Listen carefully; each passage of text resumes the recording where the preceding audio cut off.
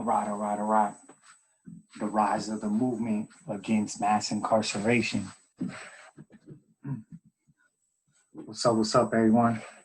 Today I'm gonna be doing my research presentation. So recently, actually about last fall, I had applied to McNair Scholars here at UC Santa Barbara, and I was accepted into their fellowship program where they have us do research. Unfortunately, it was, due to COVID-19, it was kind of a difficult process to really get the full understanding and the full experience of McNair and research. But I did push through it, and I did overcome the obstacles that were in place. Did a bunch of interviews with underground scholars, organizers, underground scholars, founders. And so today I'm gonna do just a presentation, show you what I was able to come up with. And then tomorrow I have a UCLA a live presentation in front of a bunch of people. So my research is called The Rise of the Movement Against Mass Incarceration, and I'm doing a case study on the formation of the underground scholars.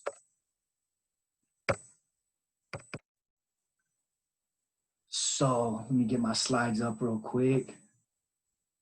The Rise of the Movement Against Mass Incarceration, a case study on the formation of the underground scholars. I'm Ryan Flaco Rising. My advisor for this project was William Robinson, and I'm out of the Department of the Sociology of the University of California, Santa Barbara. The formation of the underground scholars, it actually took place in 2012, 13 was when it kind of amplified.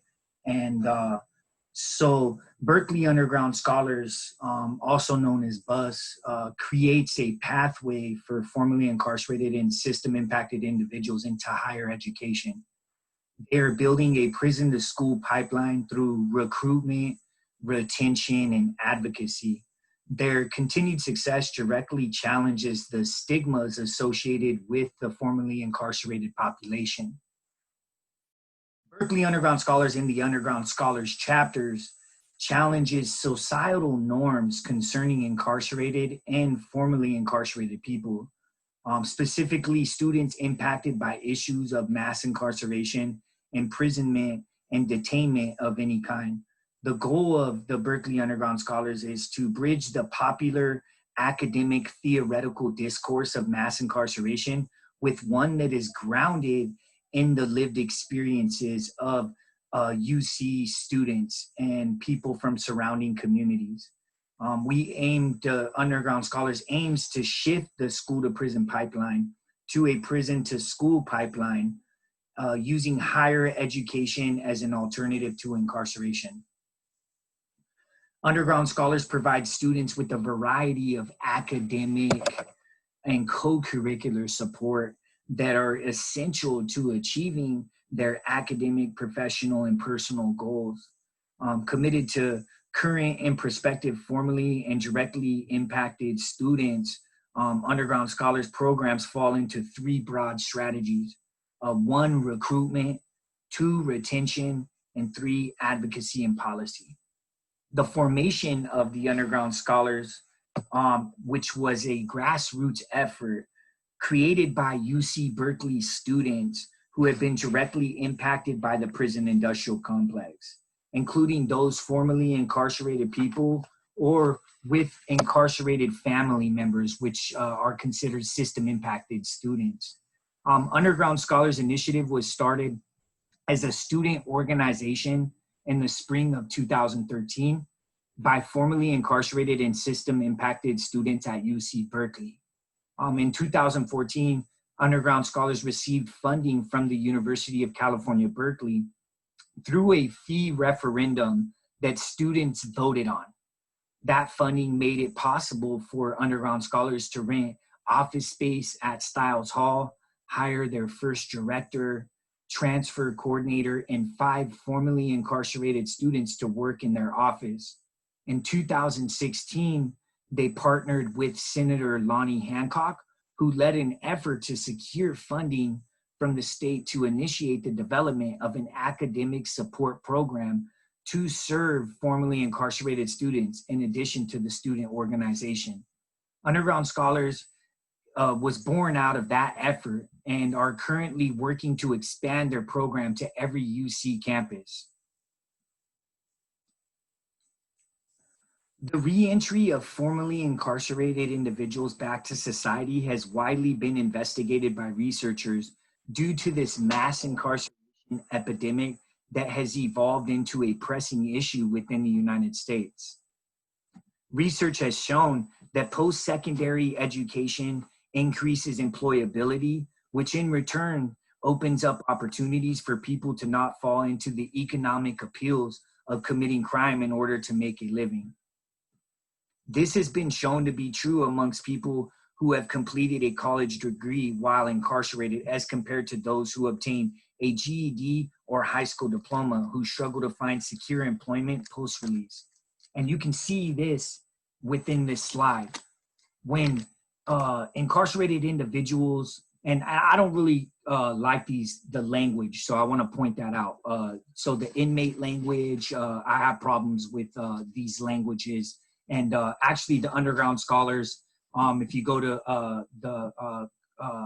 if you go to their website, they actually have a thing that talks about language and you know, in order to really look and humanize folks who are coming out of the carceral system, we need to look at how we announce those folks and how we give them their titles and stuff like that. So for the interest of that and the interest of my own values, I'm gonna say incarcerated individuals. So this shows the recidivism rates drop significantly. With vocational training, the recidivism rate drops to 30%. So with an associate's degree, the recidivism rate drops to 13.7%. With a bachelor's degree, the recidivism rate drops to 5.6%. With a master's degree, the recidivism rate drop is near zero. For every $1 spent on education programs, $4 is saved on reincarceration costs. This has been shown to be true amongst people who have completed a college degree while incarcerated as compared to those who obtain a GED or high school diploma who struggle to find secure employment post-release. Experiencing difficulty finding stable employment after incarceration can lead formerly incarcerated individuals with a GED or a high school diploma to experience status frustration with having no prospects for economic success, increasing the possibility of these formerly incarcerated individuals to resort back to crime in order to survive. Hence, higher education has been identified as a component that increases job opportunities for formerly incarcerated individuals, and in return, reducing the recidivism rates that fuel mass incarceration. Now, with that knowledge in mind, these researchers have been finding this out, and they've been doing all this research around this, and they've, you know, their studies have produced this, but yet the states still invest more in prisons than they do in education. Now, if we're really gonna decarcerate our country, if we're really gonna move away from prisons as a means of serving and protecting our communities, which they have not done. They haven't done that. We need to really focus on shifting the money that's being allotted to these Department of Corruption systems, because they're really corrupt. They're not doing what they were set out to, and what they say they're doing for our communities. Instead, they're extracting all our tax revenue, and they're you know, ruining our community members. and destroying families and destroying lives. So California, which is the center of this, movement against mass incarceration, they spend 64,642, and this isn't old because this just went up. It's at like $74,623 currently. And then per student, $11,495, a difference of $53,146. Now, if we really want to get a visual of decarcerating this country, of abolishing this system, then we, the community members, need to come together. And just like we're doing right now, the defund the police and the defund the prison industrial complex, we need to really push policies. We need to really push for defunding these. And then we need to reallocate it back to the university structures, the educational structures that exist. This money needs to be brought back to the community. And that's the way we're going to decarcerate this country. And that's the way we're going to eliminate the Department of Corruption. And you could see, look at all this. This is crazy. Minnesota, they spend 41,366. There's billions upon billions of dollars being spent on the Department of Corruption in this country. And this country is pretty much the same as it was back. It's all slavery. This is slavery. Look at it.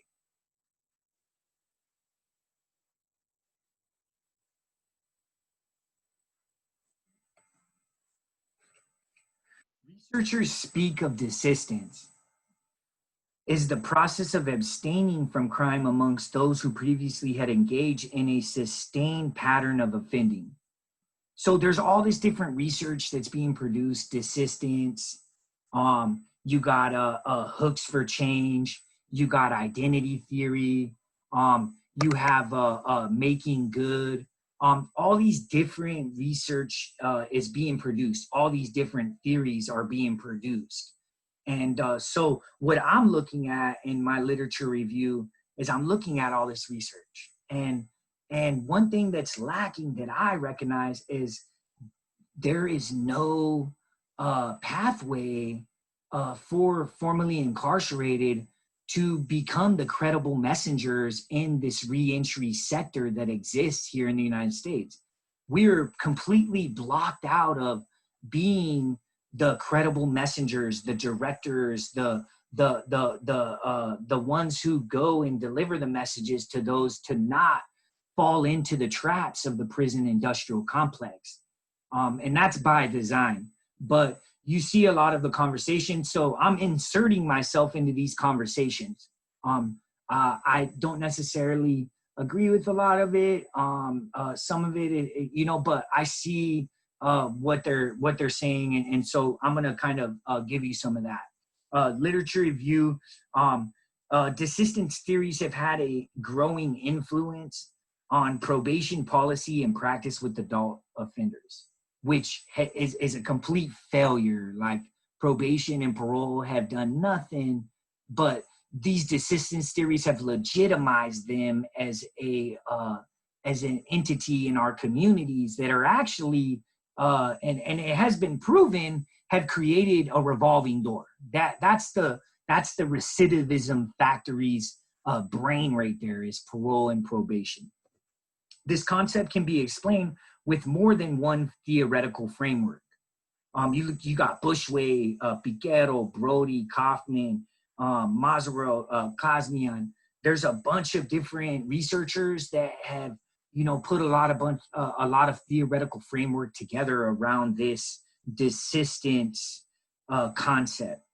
Scholars have agreed that desistance from crime is a dynamic process, which has been really hard to fully comprehend through life events such as marriage or employment.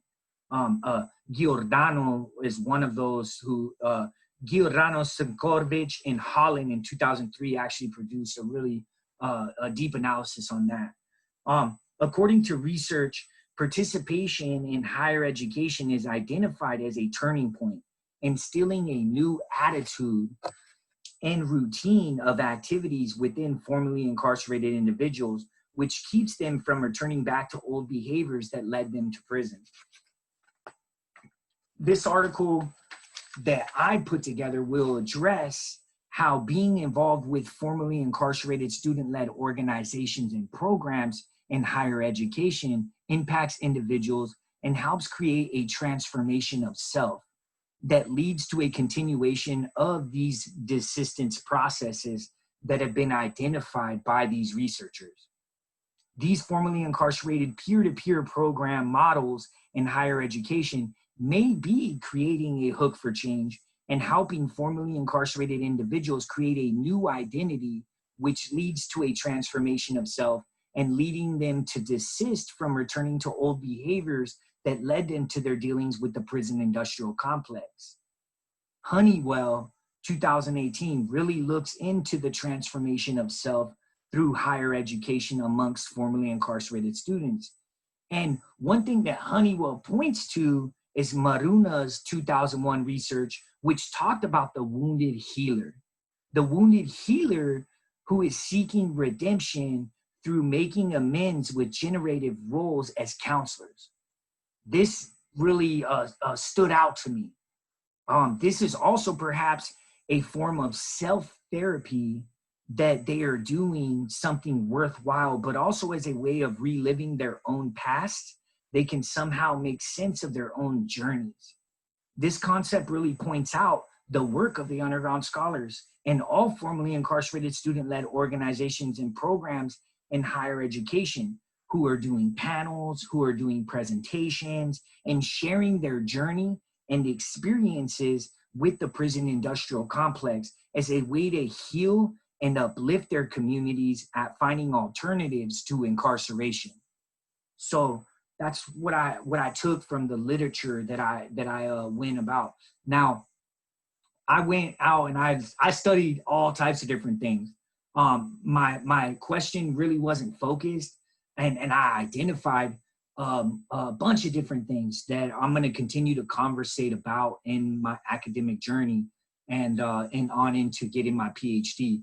But one thing that I did recognize with it was since the inception of the prison industrial complex, or the carceral structure, because the prison industrial complex didn't come until later, the carceral system, the punishment system, since the inception of it into the capitalist system, there's been multiple waves of not necessarily resistance, but protests to it being here, to it being a part of the community.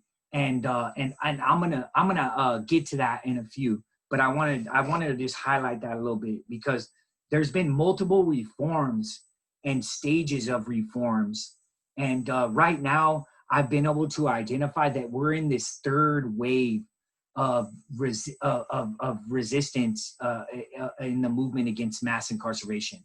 We're in this third wave of protest, and so and I'll highlight that. Now, like I said, Giordano had cognitive transformation and desistance from crime, and you can see his argument, which cognitive shifts or four cognitive transformations. And these were theories that are being put out around this desistance from crime talk in sociology and criminology, different things that are being put forth. Exposures to hooks for change must have an opportunity to change. A fundamental premise is that both exposure to hook and one's attitude toward it are important elements of successful change. Now, I look at that theory and I try to understand it. And I try to really wrap my mind around hooks for change. Like, honestly, when you come home from being incarcerated and me having the lived experience and coming home, there really isn't much opportunities in place whatsoever. You're stuffed in sober livings, you're stuffed in transitional livings, and And these are peer setups because they're positioned in areas where there's high traffic, with people just trying to survive the day-to-day life, because the only means that's available for them to survive is the illicit market of the sales of drugs, and establishing street organizations to be together and take care of each other, due to this economic crisis that has been suffered here in the United States and elsewhere too. The prison industrial complex is a global epidemic that's killing multiple countries and really is repressing multiple countries from being able to survive and being able to flourish and have the dream of living a peaceful life. So that's one thing I want to put forth, and the theory. So this led me to my research question, which it hasn't really been looked into, is how has participating in formerly incarcerated student-led programs in higher education helped create the assistance and a transformation of self and its members, giving them a pathway to avoid recidivism. So that was like what I was looking at in my questions that I was able to do with 10 individuals who, were a part of the formation of the Underground Scholars.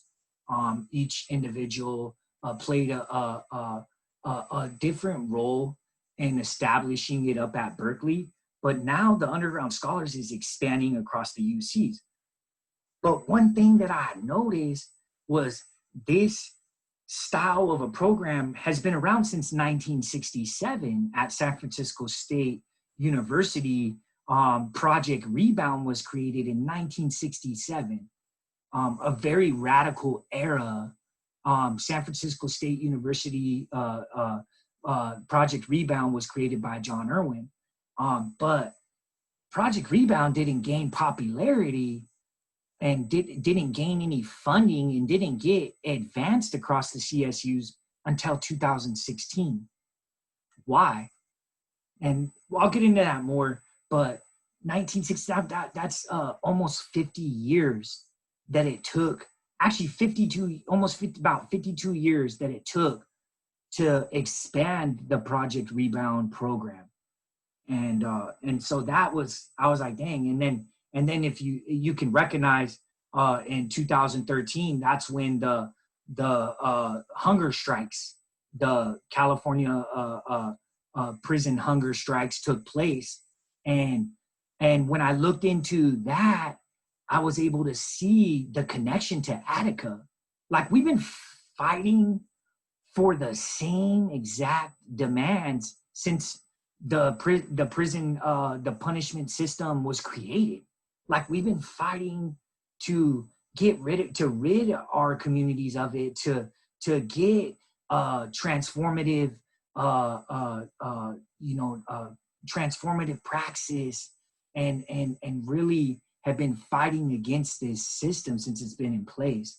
And there's Attica. If you get a chance to look up Attica's demands, and then if you get a chance to look up the demands of the Short Corridor Collective, they're fighting for the same exact thing. They just want rehabilitative services. They just want to be humanized. They want the rights that they should have as human beings. And so that was one thing that I recognized in my literature review too. So yeah, definitely look that up. Which, when this paper is published, I'll have a section on that as well. The demands from both. And I mean, 50 years later, the Short Corridor Collective and the elders were fighting for the same exact things that Attica was fighting in 1972. It's the point.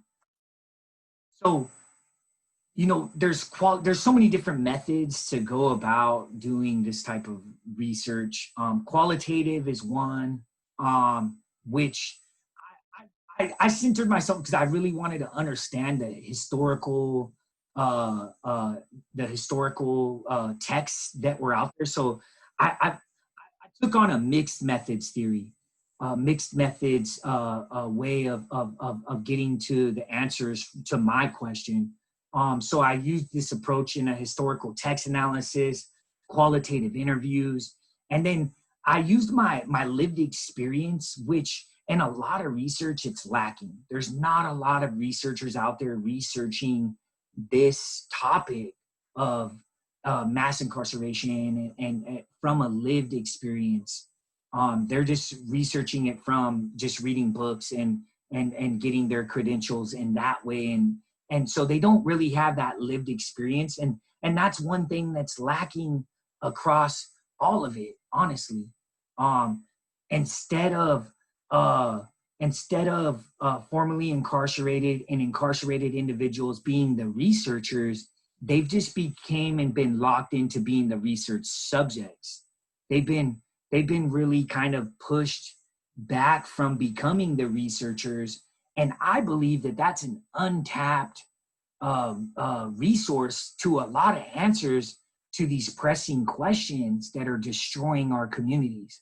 So that right there, folks who are researching this without that lived experience, it kind of makes their research maybe a little biased. And so me having that researcher's lens from a lived experience actually enhanced me to see things differently as I put on my research hat and I went to research this question. So I used my autobiographical methods approach as well. And I inserted my own personal journey through the underground scholars and through the prison hunger strikes of 2011, 2013, and through my experience with the prison industrial complex of being incarcerated for 7 years in the California Department of Corruption. I inserted that into this research, which allowed me to really showcase a lot of great findings that really haven't been put out. So one thing about the Underground Scholars Program that, through my interviews with the current director, Azadeh, and also through my interviews with Danny Murillo, Steven Sitzfra, Juan Flores, and other multiple people that I was able to interview, I was able to locate that they have a 100% graduation rate, 65 total graduates since 2016. The Berkeley Underground Scholars has grown to 100 currently enrolled students. It's beyond that now. It's expanding throughout the UCs, which I'll get to that at the end here. 87% transfer applicants supported by Berkeley Underground Scholars in 2019 were offered admission to the UC Berkeley compared to general Berkeley rate of 22.5%. Now that's really, really high and really awesome to see happening. But one thing that lingers in my mind, why now? Why not back in 1967 when John Irwin created Project Rebound? Why all of a sudden now? Underground Scholar students have been accepted into several prestigious programs, including McNair Scholars, which this is what I'm doing this research presentation for. I'm doing it at UCLA tomorrow, like I said. The John Gardner Public Service Fellowship, George A. Miller Scholars, Peter E. Haas Public Service Leaders, Judith Lee Stronach's Fellowship, and other research fellowships have been obtained by Underground Scholars members. And Underground Scholars is now sharing this model in various ways. One way that they're sharing this is by consulting on the establishment of the Underground Scholars student groups at other UC campuses. And so as it stands right now, there's the Bruin Underground Scholars Program. So they got funding, so now they have a program there that's been in the works. Big ups to Javier and his team over there. They did a really, hard work, a lot of trench work, and got that done. Then you have UC Irvine just got their program established. So they have a program there. Big ups to Caleb and his team over there. They went hard on and got to work and did a lot of trench work to get that going. But the first one was created at Berkeley, and that was the Berkeley Underground Scholars Program. And then now it's expanding to which, we've pioneered it over here at UC Santa Barbara. UC Santa Cruz has a organized student organization there. UC San Diego, they have a student-led organization there. So it's expanding out. UC Riverside, big ups to UC Riverside. They've been around doing great things for a while now. And so it's expanding across the UC system. But there hasn't really been much funding. Why won't they fund this? Like, it's showing results. It's showing results. And let me go back. Let me see here. Let me go back to this one. Why are we not investing into this program that's showing results? I mean, look at this. California, we're spending per incarcerated individual $64,642. Why? What? I mean, we have over 100,000 people incarcerated in this state. It hasn't gone down. It hasn't, and they can't move it up because it's at capacity, and the federal government stepped in and was going to shut them down because of it being overcrowded. Like, they used to stuff us into gyms on bunks where there's 3 people to a bunk. And it's sickening. And I wish I could show that picture of you. But that picture of three, can you imagine sleeping 3 to a bunk? Like, the middle one's like cramped in there like a small space, like a sardine. We have to stand together in solidarity and defund this prison industrial complex, this department of corruption that has done nothing for our communities.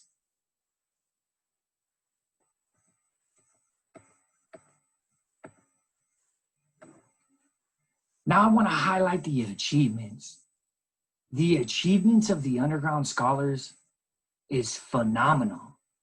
Like, you got Danny Murillo, one of the co-founders, who is a national leader on access to higher education for currently and formerly incarcerated people, and is building a network of formerly incarcerated students in California. He currently works at the Campaign for College Opportunity. You got Clarence Ford. These are great friends of mine. Danny Murillo actually was introduced to me about a month, almost 3 months before I got out of prison, by a good friend of mine named Chino. And if I never met Danny Murillo, I can honestly say that I probably would have got caught in the recidivism vacuum and been shot back upstate. I can honestly say that, because in my mind, I was full of anxiety. I was full of stress. I was stressed out before I got out. I didn't know what I was going to do. And my counselor, who's supposed to help me transition out of prison, just showed up with some paperwork and was like, "Hey, what's your address?" I was like, "I don't have an address." "Oh, okay, you're transient." I was like, "What the heck, transient?" And he was like, "You're poor, you're homeless, you're homeless, you're on the streets. Your probation officer or your parole officer will help you maybe get housing, but housing's slim to none out there right now." This really gave me a lot of anxiety. And in my mind, before I was coming home, I was going to go on the run. I wanted to run. I wanted to skip state, because I knew that if I was on the streets out here, I was going to go back to using drugs. I was going to go back to, get back to it right away, and would end up right back. So I felt like, oh, if I skip state, I might have a larger window of not recidivating back. I might be able to beat it for a year or two, So Danny Murillo actually was introduced to me, thankfully, and he told me, he was like, "Hey man, how many units you got?" I've been doing all these college courses, because after the 2011 hunger strikes and our demands for rehabilitative services, they started to pay for books so that we could go to college. So now at a new Folsom State Prison, we were able to get books through Lassen Community College. So you didn't have to pay for your own books. That's like the little way that they stop incarcerated individuals from receiving higher education, is they charge them for the books. Yeah, cold piece right there, definitely. And the books are expensive, and you're incarcerated. Like, you rather eat soups and eat good snacks than that nasty prison food. And buying books for college is just not, it's just not in your budget. It's not in your budget. Like, your family's already doing enough. And if you don't have family that can help, then you're kind of working a dead-end job, making 5 cents an hour, where you get a $30 check at the end of the month of doing all this work inside there. And that's not going to cover your books. So, and after the 2011 hunger strikes, they paid for a bunch of books, and the books were available to us to go to Lassen Community College. And I signed up.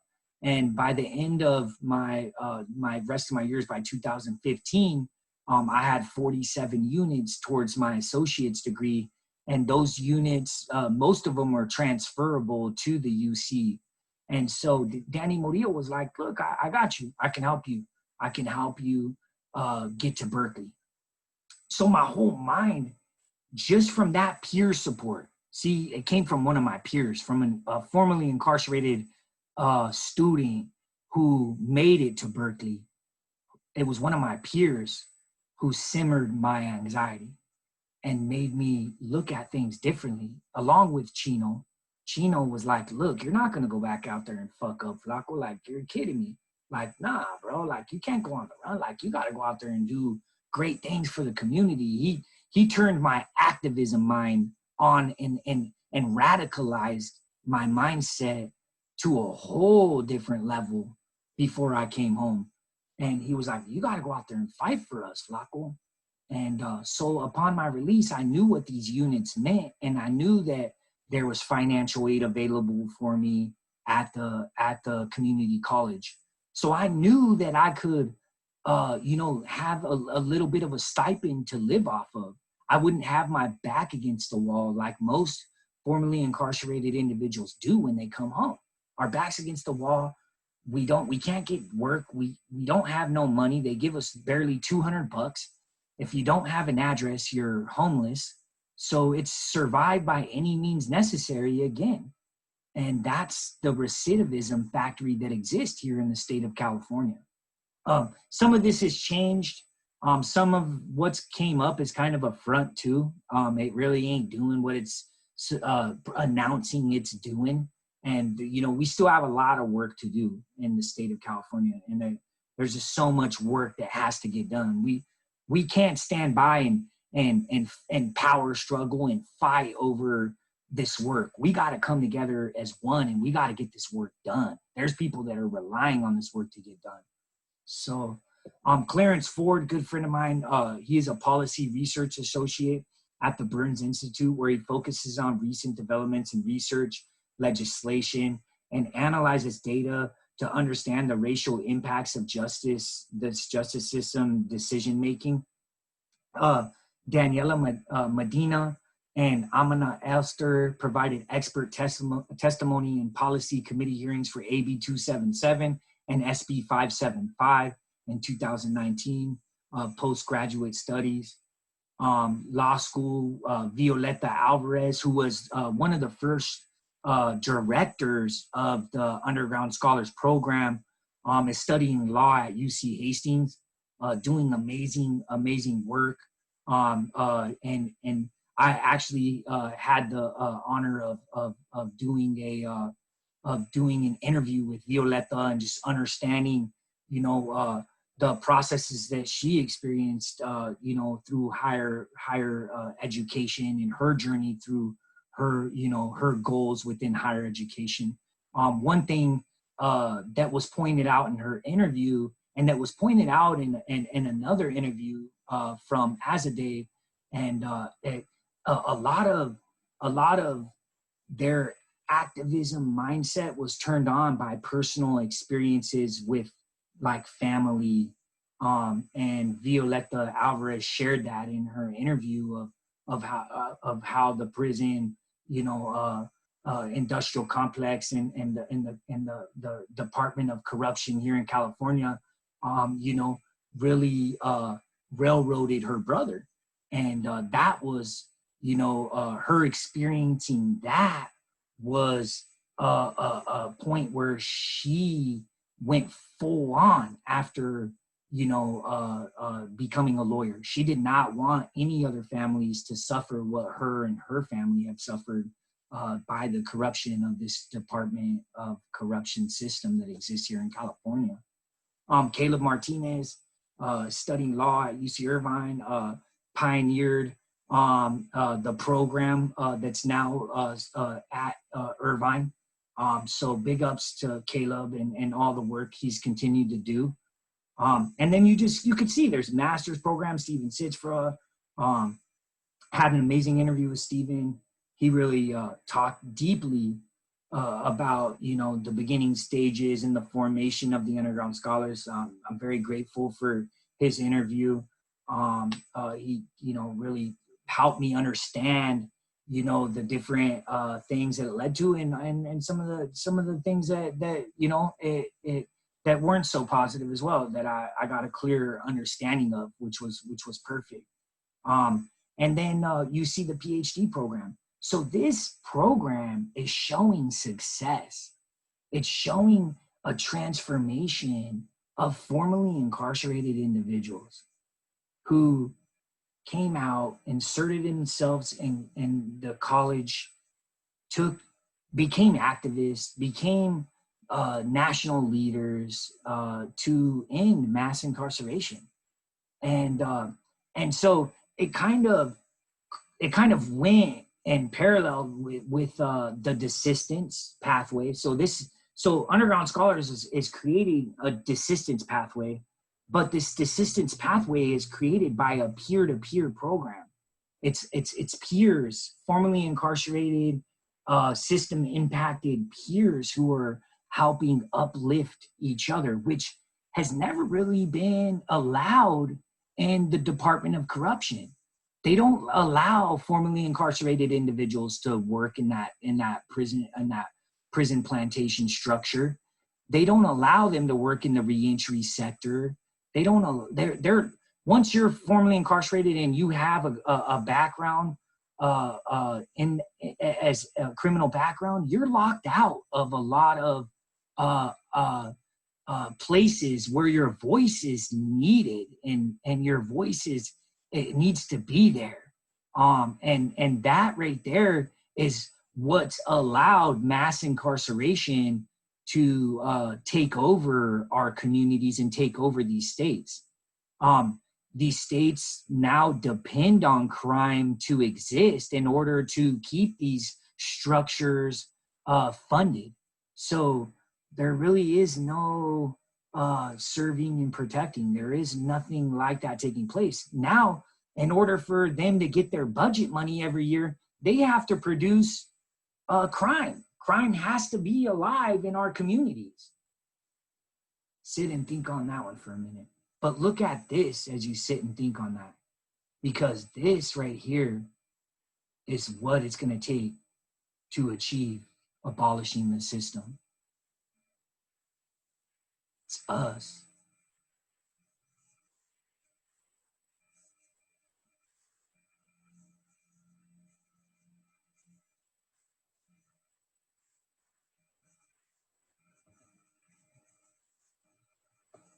My literature review, the historical text analysis, I recognize that there's been 3 waves in the movement against mass incarceration. The first wave was with the Quakers, and I identified this as a religious wave. Back in the time that the Quakers, Elizabeth Fry, and the Quakers were,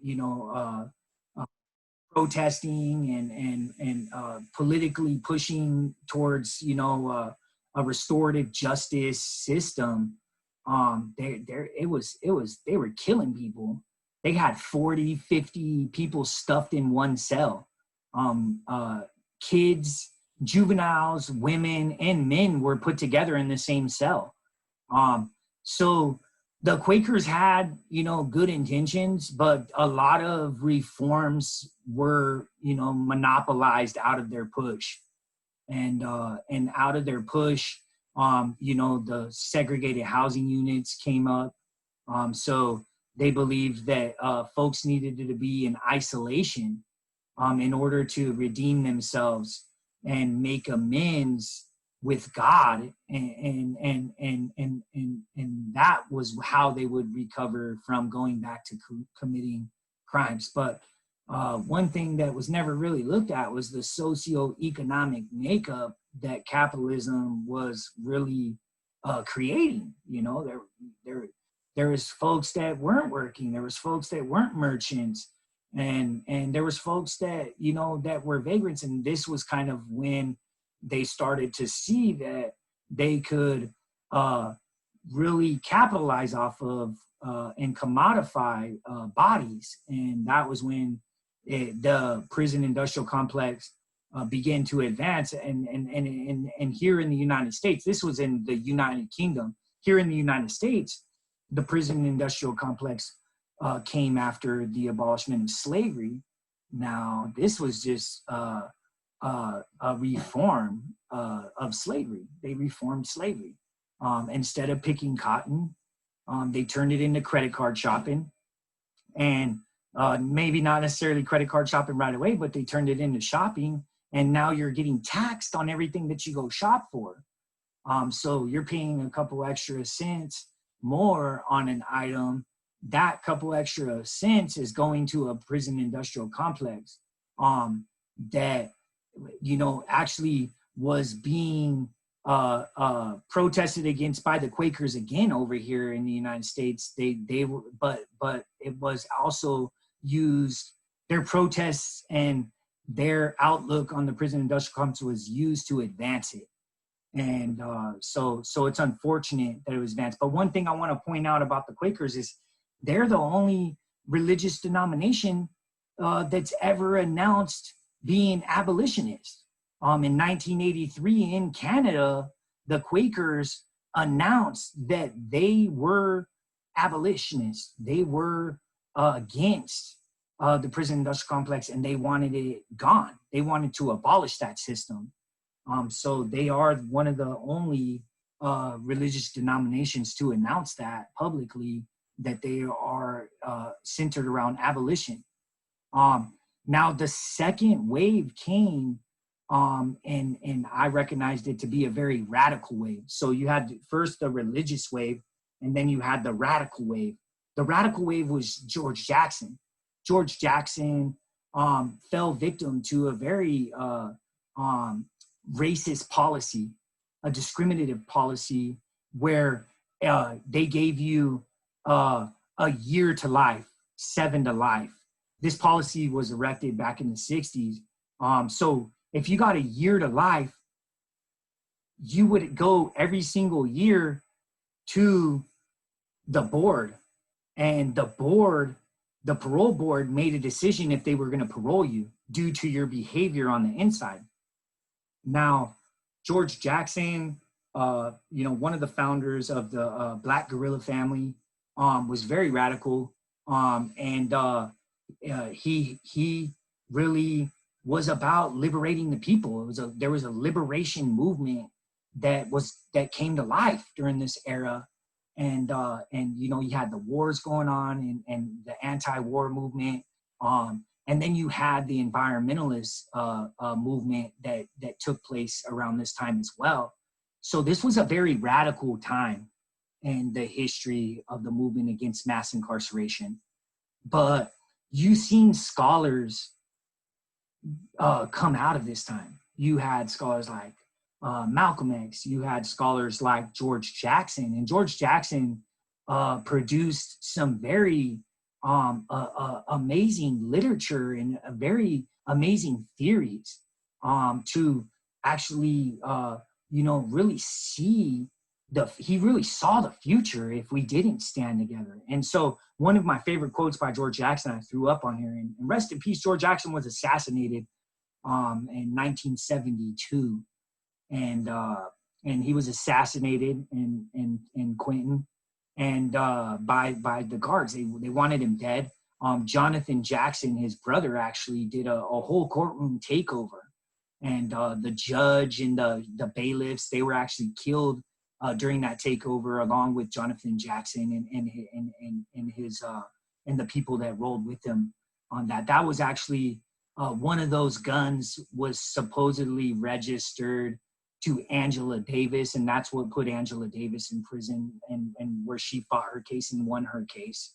And so this right here, settle your quarrels, come together, understand the reality of our situation, understand that fascism is already here, that people are already dying who could be saved, that generations more will die or live poor, butchered half lives if you fail to act.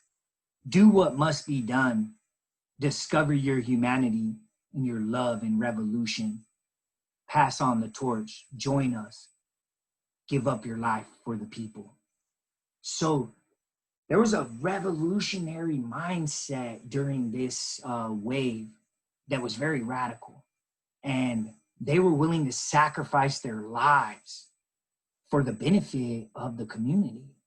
And if you go explore this time in our history, you'll see how willing they were.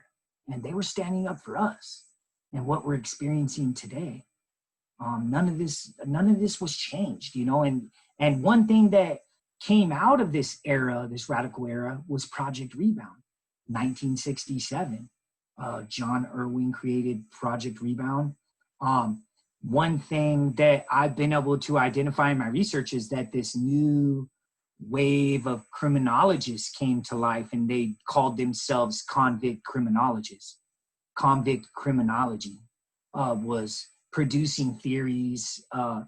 But one thing I want to note is, if we're producing all these theories, but yet nothing's changing, then what are we really doing?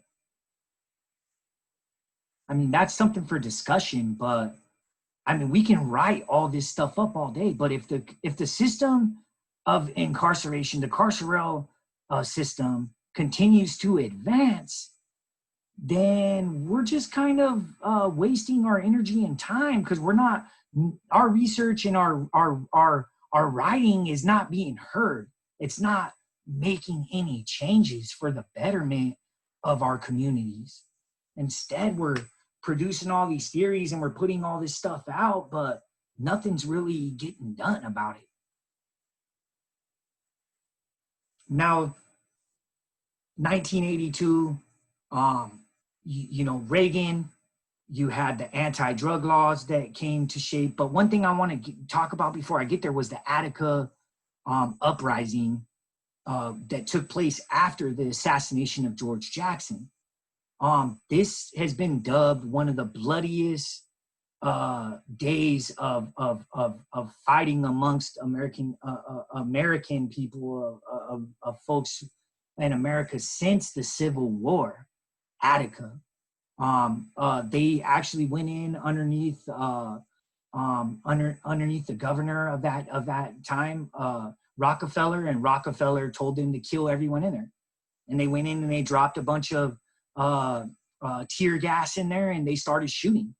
At the end of it, I want to say, I think it was like, don't quote me on this because I don't have it in front of me, but there was like 29 incarcerated individuals who were killed, and there was 11 of their own people. So this shows how they look at their own people. Like, if they're willing to kill their own people that were, you know, and that's also what happened with Jonathan Jackson too. The officers started shooting at the van, and they just riddled it with bullets, and ended up killing the judge. So all the bullets, they didn't die at the hands of Jonathan Jackson and the folks who were with him in that judge takeover or that courtroom takeover. It was the police. The police they'll kill each other too. And that's what happened in the Attica uprising. So they had they massacred everyone in there. And all they were asking for was their demands to be met. If you could go look at their demands, they were simple demands that the governor could have implemented. They just wanted to be treated like human beings. They wanted to be humanized. They wanted rights. They wanted, workers' rights. They wanted, you know what I'm saying? If they were going to be stuffed in this, they weren't asking to be released. They were just asking to be treated like human beings. Now, the third wave that I really want to, point out is, the wave we're currently in. In 2011, you had the Short Corridor Collective, and the four main reps came together, and you had hunger strikes. So just like in this radical era where folks were willing to sacrifice their lives, in 2011, 50 something years later, the California prison hunger strikes, that same mindset came back to life. And this same mindset came back to life, and everyone that was on the main line on general population all came together in solidarity. And we seen like we weren't accomplishing anything being divided. And we were all willing to die. We were all willing to starve ourselves to death. And so religious was the Quakers' era. A lot of reforms were made, but these reforms were, shut down at some point. And at some point, I found it was when the Department of Corruption in the United States became a bureaucratic system. So it became a bureaucratic system in a lot of the policies that were put in place, and a lot of the reforms that were put in place due to the Quakers, pushing for that. They were like, washed out through the bureaucratic structure that was erected. And this bureaucratic structure just was all about, brutal punishment, and was inflicting brutal punishment. And then in the 60s, you've seen an explosion again. And this time it was a radical explosion of folks were like, nah, we're not with it, and they were willing to die and they sacrificed. So now we're in 2011. And in 2008, we had the financial crisis, and in the United States. And that financial crisis, people started to wake up and be like, whoa, hold up. Why are we in this financial crisis? What happened here?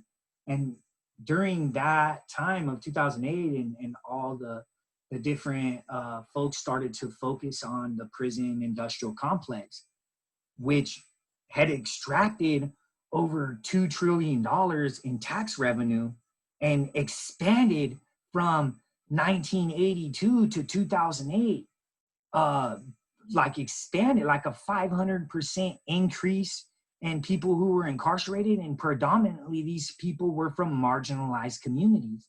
And then so you had in 1986 the anti-drug laws, and you had the anti-gang laws, the gang injunctions. You had all this come to life, and man, that was like where they advanced this prison industrial complex project. And just in California alone, they erected 20 something prisons and started filling them up. And then there's links that have been made that the crack epidemic and all that was being broadcasted by Reagan and his wife. His wife had the Just Say No campaign, and she became the poster wife for that campaign. They were actually looking the other way as the Contras were bringing all the cocaine over, and all the money that was being produced in the inner cities off of the cocaine distribution and the crack distribution was actually being funneled back down to finance the wars down there in South America. I mean, these are facts. These are, these have been, pointed to.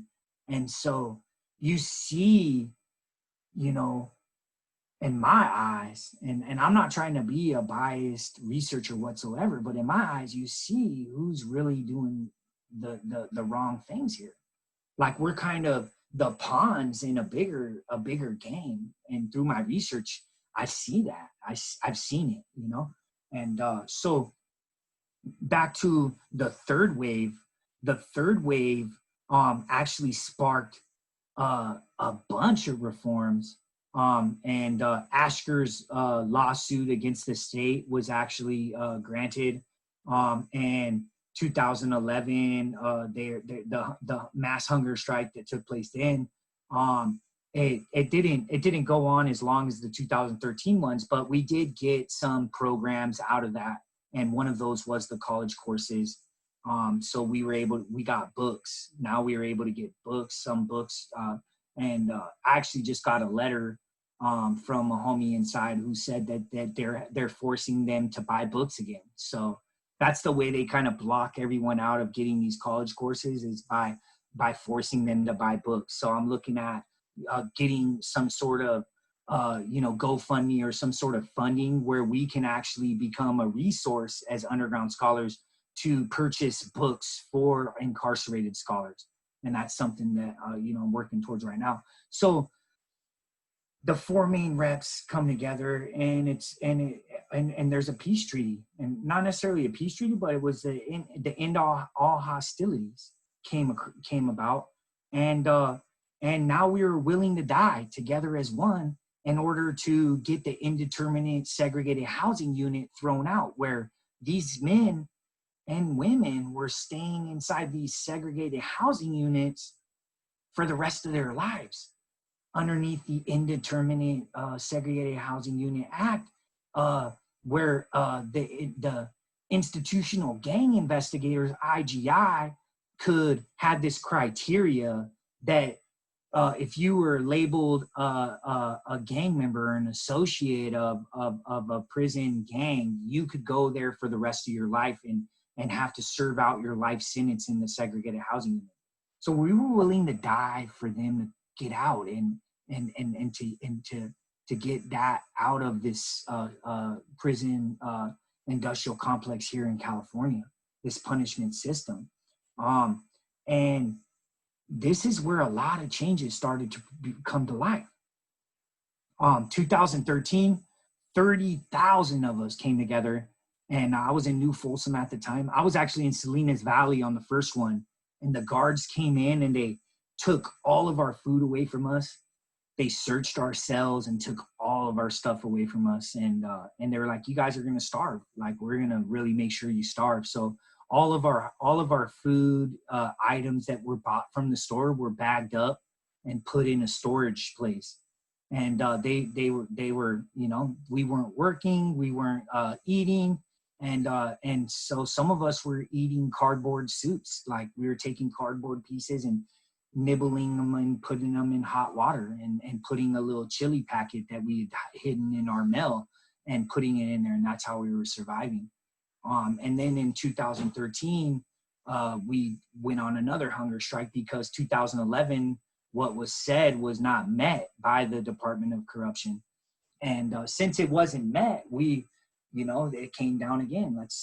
We're going to go, and this time we're going to go until they really make good on the word, and they make good on what they said they were going to do.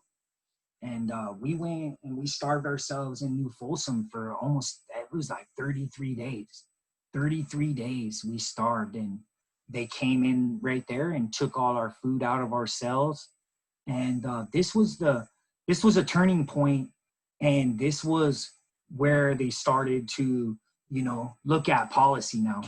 And they looked at policy like, Prop 47 came, Prop 57, AB 109. But the feds were putting a lot of pressure on them to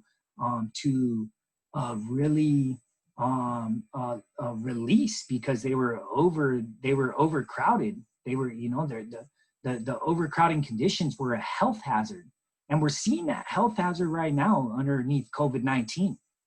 As you see, there's outbreaks in all these facilities. These outbreaks are severe outbreaks. Just right up the street here in Lone Poke at a federal facility, over 1,000 incarcerated individuals came up with COVID-19. So this right here was a turning point, and you saw at this point the underground scholars was starting to form. And I feel that a lot of the anti-prison movement that sparked up recently is due, and it's credited to the short corridor collective. I credit most of the policy and it's due to that hunger strike and of us coming together and saying, hey, we're willing to die. We won't eat. That was our last protest. Like, we're not going to eat until you restore our rights, until you restore our human dignity. And so this one I've put as restorative. So for 3 waves of the movement against mass incarceration. The first one was religious, the second one was radical, and then this third one is restorative. And we're currently still in this third one. But throughout the whole entire history of the prison industrial complex, it's been the same fight. All we want is to be treated like human beings. All we want is the so-called dream that is promoted all around the world. That fake American dream of success, of living a peaceful life. Like, unfortunately, that's not the case, you know, and that's all these 3 waves have centered themselves around, is just want to be treated equally. We just want to be treated right. We just want access. And so I credit a lot of what's taken place and taken shape to our elders, and we need to free our elders. I know that Sidawa, he was just recently released, but we need to free all our elders, and also just everyone that's in there. We need to we need to shift this money and put $11,000, $495 a year into the prison industrial complex, and $64,642 per person in there out here into education.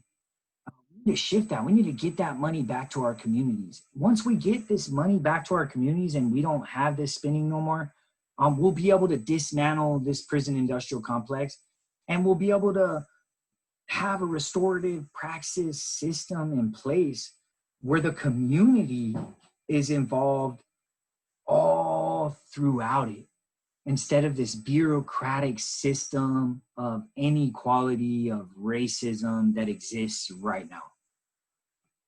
And so that takes me to the recidivism cycle. And you know, I don't like language. I'm big on language, so I want to say this is what's out, what they're producing. You know, enters prison, uneducated, unskilled, no work history, no savings or assets. I don't believe low self-worth needs to be thrown in there, but they throw it in there. In prison, inadequate educational opportunities, no job training, lots of idle time.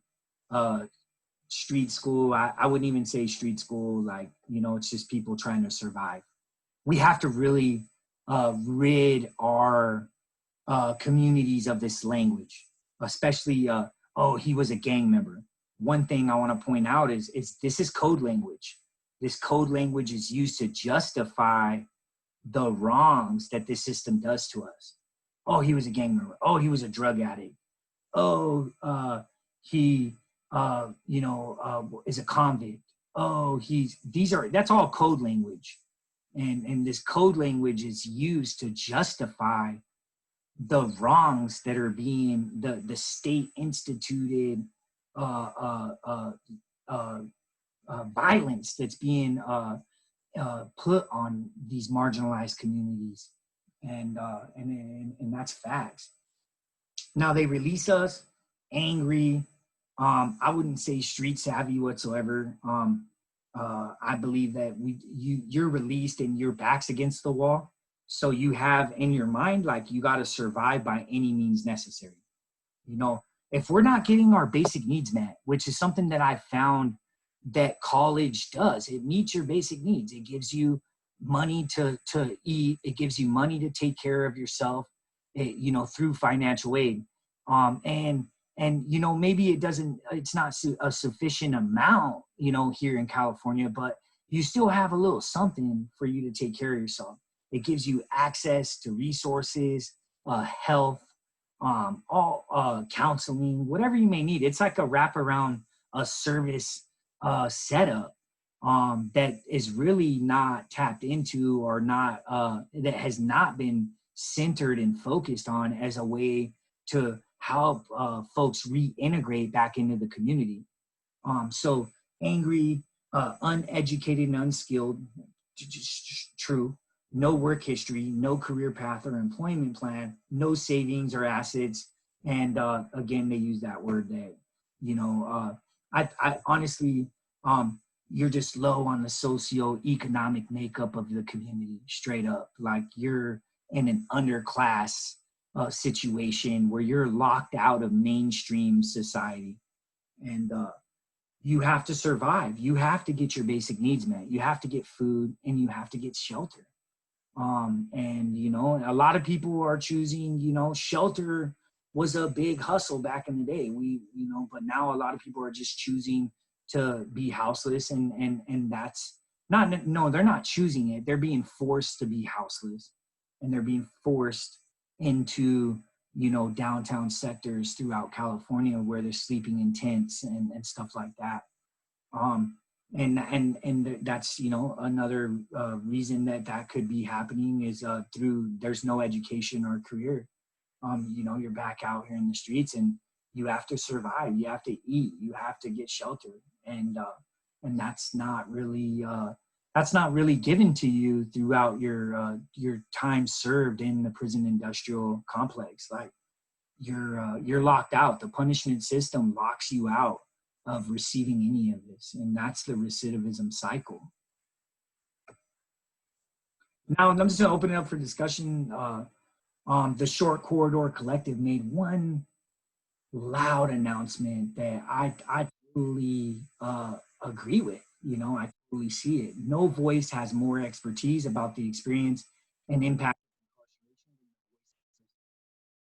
of incarceration. I don't really like that, the prisoner, but incarcerated individuals. The prisoner class is vital to finding solutions to these pressing issues that are destroying our community. But yet we're locked out of everything.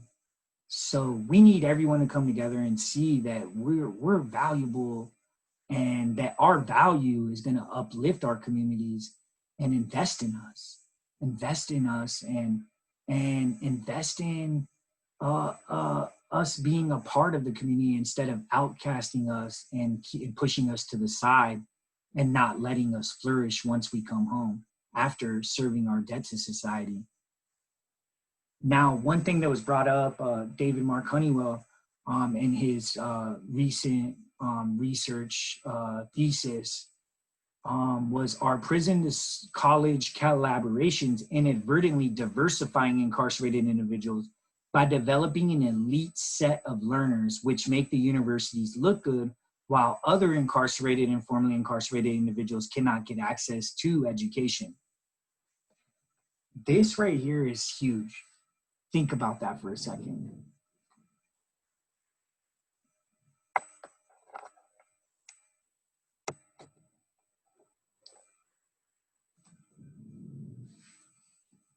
I mean, that's a great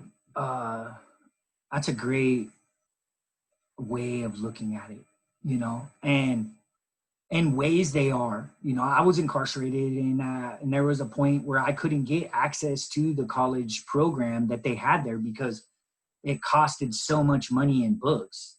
And they don't give us financial aid while we're in there. They don't give us anything that pays for our books. Yeah, they'll pay for the classes, but if you ain't got the books, then how are you gonna thrive in the class? Like, you need the books. So that right there is happening. And then they were saying, oh, we'll give you, if you complete so many units of college, you get good time. I didn't get no good time. That was a hoax. That was fake. They made sure that that good time never got put on my thing because they said my case was violent. So they never gave me any good time. So those good time credits were all a hoax. It was all a lie just to make themselves look good for the public, like they had these credits, but these credits were never being added into our sentences.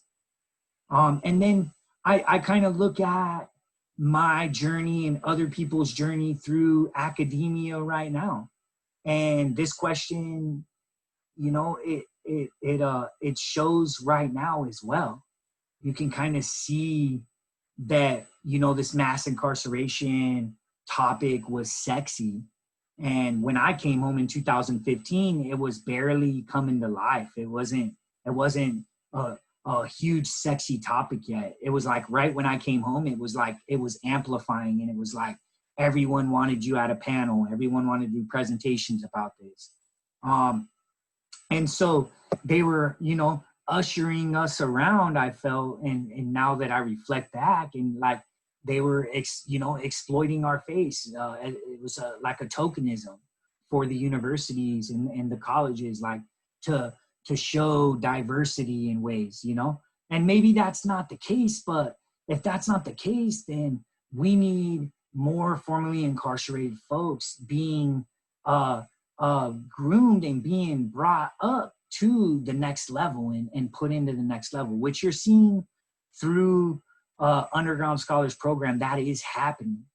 But those coming home, are they going to be able to tap into this? Are they going to be able to, you know, receive all this as well? Like, we need, as long as they're not investing in these programs and investing in Underground Scholars and just kind of, you know, just letting us be and letting us do all this on our own, it's kind of, you know, that investment, that money that should go to a program that's showing results like this, is what's needed to get the resources for those coming home. This has been a grassroots effort with the Underground Scholars, and it's had limited funding. The funding, it hasn't really been much, you know. So, I mean, there is some things in the future that are being, you know, seen, but I definitely want to see like a critical carceral studies major. And the reason why is because we need to really research and study and develop policy to dismantle this current prison industrial complex. It's done nothing for our communities but destroy our communities, while a few people that are involved in working in it have flourished and taken care of their families. So we need to look at new ways of really investing in the valuable assets that the formerly incarcerated and incarcerated have for our communities, as they've been blocked out for way too long. And so now's the time. And, you know, and there's so much to discuss. There's so much to discuss on this topic and the things that are being spoke on. One thing that I'm going to be doing with my PhD is I'm going to be comparing, I want to take it global. I want to look at Norway. I want to look at, you know, Singapore. I want to look at, you know, South America, and I want to look at their universities and how are their universities involved in uplifting formerly incarcerated and ending recidivism. there's so much that work that needs to be done. One thing that we can't get caught up in is all the capitalist tricks. You know, we can't let that capital control us. We can't let that capital, that money, become the center of focus in this work. This work is not about money.